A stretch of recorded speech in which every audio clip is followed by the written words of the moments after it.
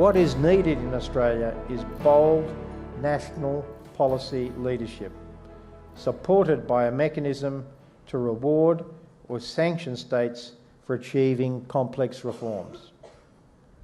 Much has been said about nation building in the context of new projects, but nation building is as much about removing the false borders and lack of contestability in national infrastructure markets such as energy, transport and health services as it is about building sites.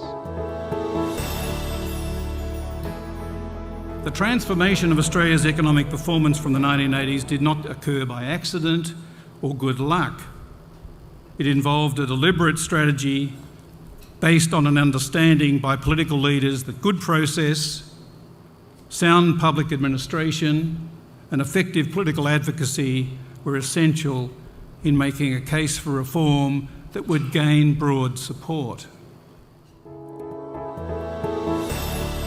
Now, I would argue that the stats and the numbers we talk about, they don't resonate with the public. So what does a $700 billion infrastructure backlog mean to a mom and dad who just need to get their kids to a football game?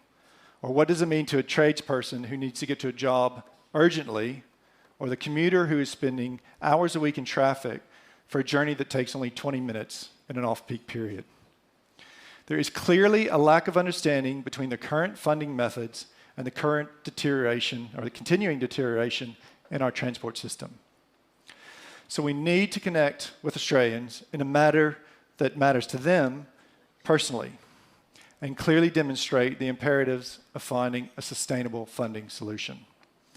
And the solution matters, and this is the key to tonight, and the key, I think, why we need to have this discussion, because it goes and strikes to the heart of the quality of our life we're going to lead, and the quality of life we want our kids to lead.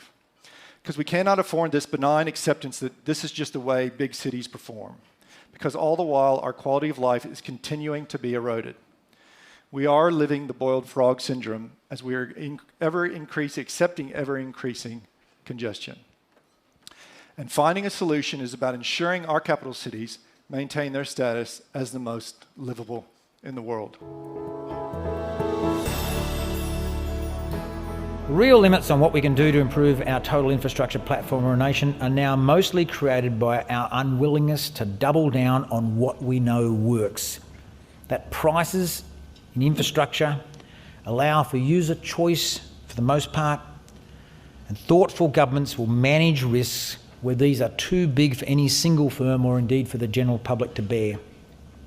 By comparison, populist subsidies, complex committees of management structures and slogans as substitute for decisions are a terrible burden to place on investments whose size is measured in points of GDP and lasts for 50 or more years.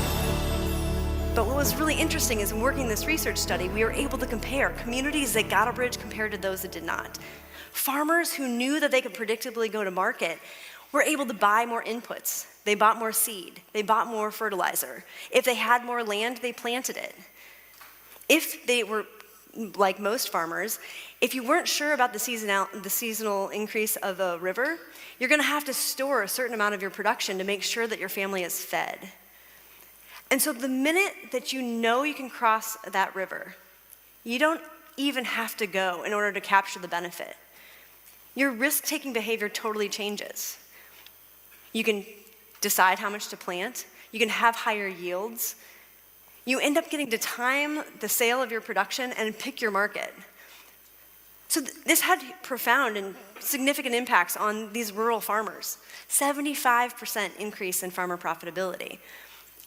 And remember, I'm this farm girl from the middle America in Iowa. So, if I imagine walking down the street in, where my granddad's got a farm, and so does the next guy, and I was like, I could increase your profitability by 75%. I would be the most popular human in the universe, right?